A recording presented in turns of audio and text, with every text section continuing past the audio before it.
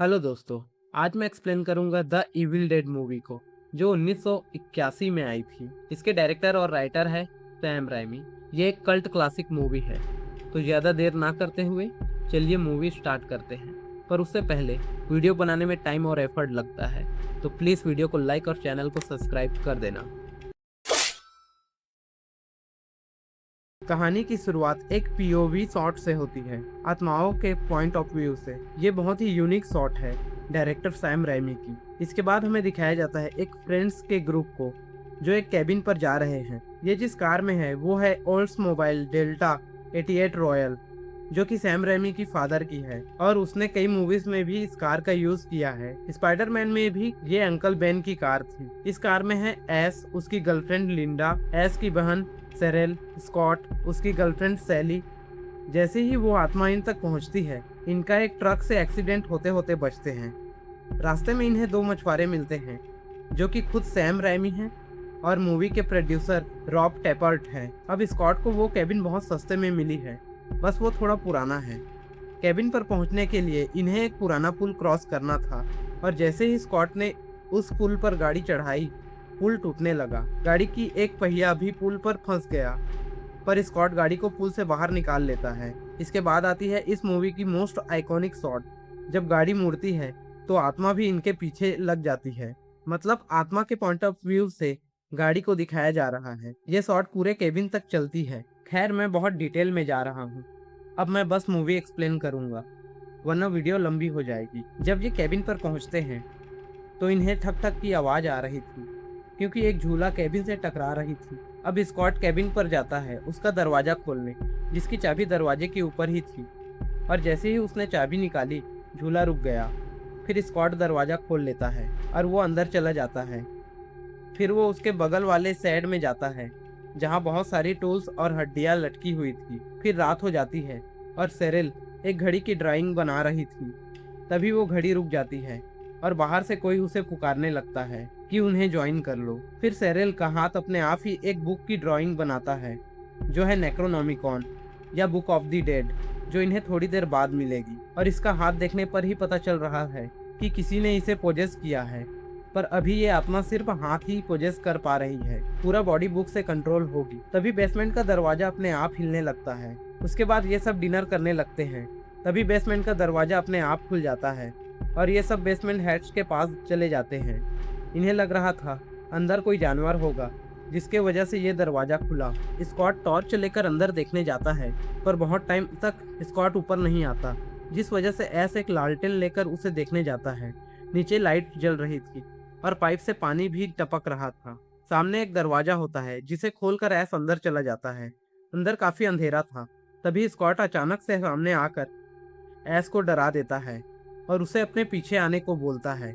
Scott को एक shot gun मिली थी। पीछे देख सकते हो द हिल्स हैव आइज की टूटी हुई पोस्टर, और टेबल पर पड़ी थी एक बुक नेक्रोनोमिकॉन, जिसे ऐस उठा लेता है, जिसमें अजीबोगरीब ड्राइंग बनी थी।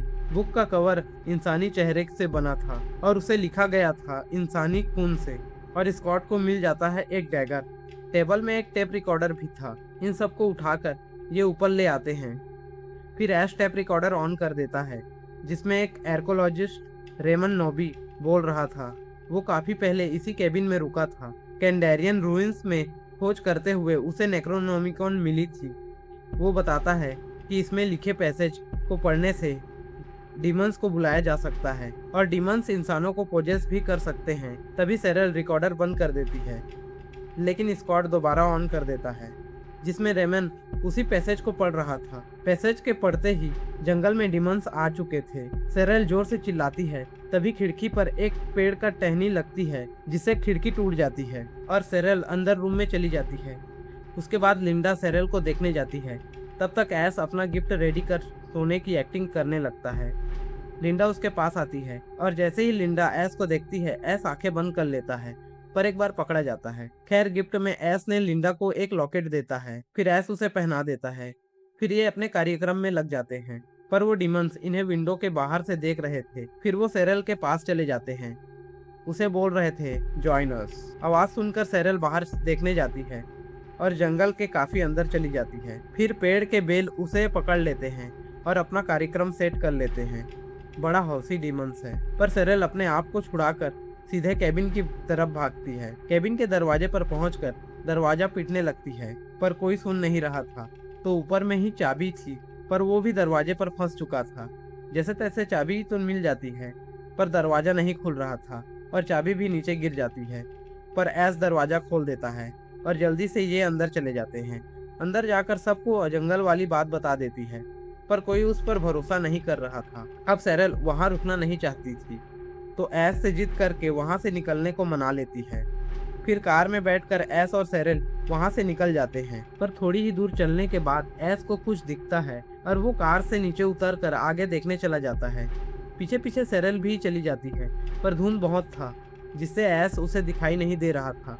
चलते चलते सेरेल उस ब्रिज तक पहुंच जाती है जो टूट चुका था। तो वो सीधा भागकर कार के पास जाती है, जहां उसे एस भी मिल जाता है। फिर ये दोनों वापस केबिन में आ जाते हैं और एस दोबारा उस रिकॉर्डिंग को सुनने लगता है। उसमें रेविन बताता है कि उसकी वाइफ पोजेस हो चुकी है और डिमंस से छुटकारा पाने का एक ही तरीका है, पोजेस इंसान की कई सारे टुकड़े करना होगा। उधर लिंडा और सैली कार्ड्स का गेम खेल रही थी। सेरेल उनके पत्तों को बिना देखे एग्जैक्ट कार्ड बता रही थी, क्योंकि वो पोजेस हो चुकी थी। इसे देख सब डर जाते हैं। तब मरोगे बोलकर सेरेल बेहोश हो जाती है। फिर लिंडा और एस उसे चेक करने जाते हैं। तभी सेरेल एक पेंसिल उठाकर लिंडा के पैर में घुसा देती है। फिर एक थप्पड़ से लिंडा दूर जाकर गिरती है और एस को भी फेंक देती है। अब सेरेल एस को मारने जा रही थी, पर स्कॉट उसे एक्स के पीछे से मार कर बेसमेंट में बंद कर देता है और बेसमेंट के दरवाजे को अच्छे से चेन से बांध देता है। उसके बाद फिर से कोई डीमन केबिन की ओर आने लगता है और सैली के रूम की खिड़की तोड़कर सैली को ले जाता है। उसकी चीख सुनकर स्कॉट रूम में आ जाता है और सैली को ढूंढने लगता है। जैसे ही स्कॉट बाथरूम पर जब पहुंचता है, सैली पीछे से आकर स्कॉट को पकड़ लेती है। स्कॉट रूम से बाहर आकर सैली को आग में फेंक देता है, पर उसके जलने से पहले बाहर भी निकाल लेता है।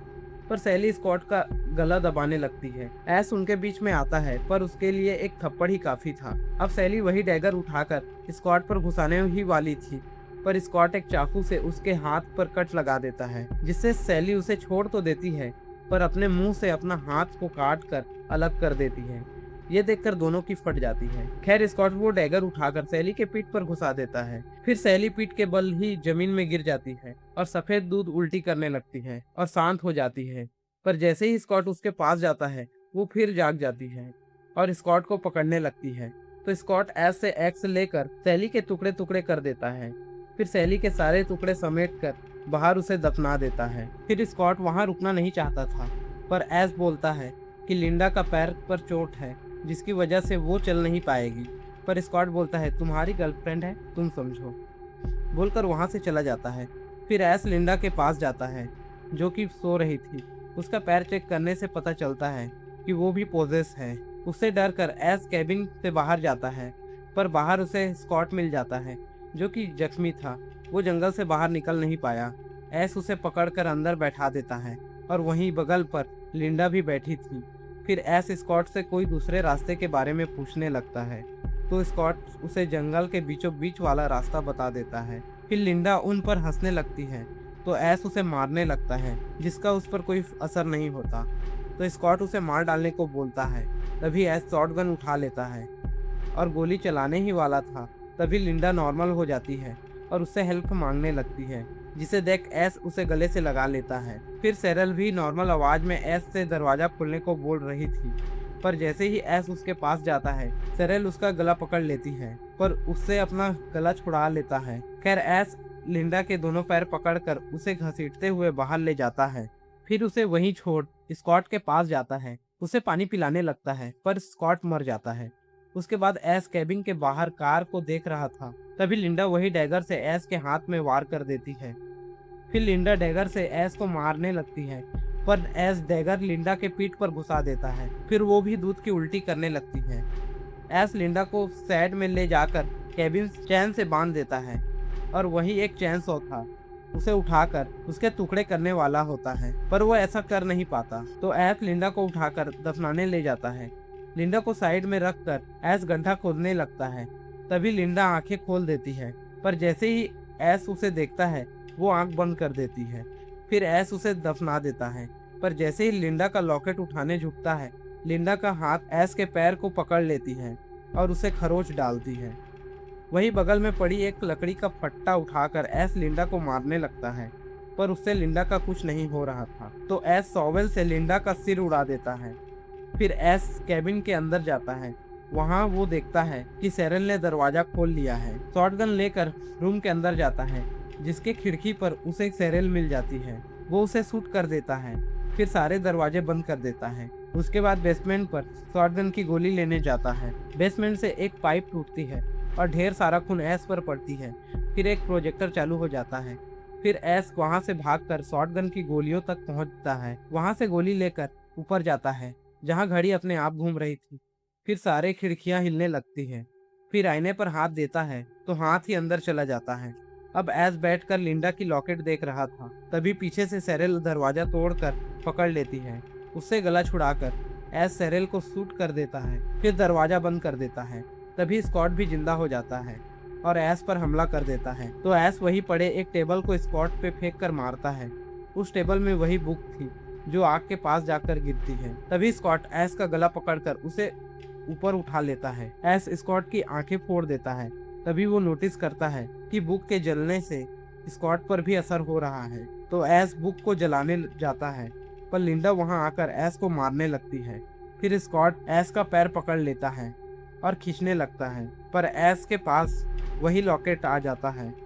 उधर सेरेल भी ऐश को लोहे के डंडे से पीट रही थी, पर कैसे भी करके ऐश लॉकेट की मदद से बुक को पा लेता है और उसे आग में फेंक देता है, जिससे सारे लोग जल्दी से डिकम्पोज होकर खत्म हो जाते हैं। फिर सुबह भी हो जाती है और ऐश केबिन से बाहर निकल जाता है, पर फिर एक पीओवी शॉट दिखाया जाता है डिमंस का, जो केबिन के दरवाजे को तोड़ते हुए सीधा ऐश पर जाती है, और इसी के साथ ये मूवी खत्म हो जाती है। नो डाउट उस टाइम के हिसाब से ये मूवी बहुत ही अच्छी है। अब बात करते हैं इसके इंटरेस्टिंग फैक्ट्स के बारे में। ये मूवी अल्ट्रा लो बजट है, सिर्फ $3.5 लाख के आसपास में बनी है ये मूवी। डायरेक्टर सैम रैमी ने इस मूवी को बनाने के लिए अपने फ्रेंड्स और फैमिली से पैसे अरेंज किए थे। जो स्टार्ट में पीओवी शॉट आते हैं, इसको बनाने के लिए सैम रैमी ने कैमरा को वुड प्लैंक में बांधकर खुद पकड़कर दौड़े थे। इस मूवी में बहुत सारा फेक ब्लड यूज हुआ है, जो corn syrup, chocolate syrup, red food colour से बने थे।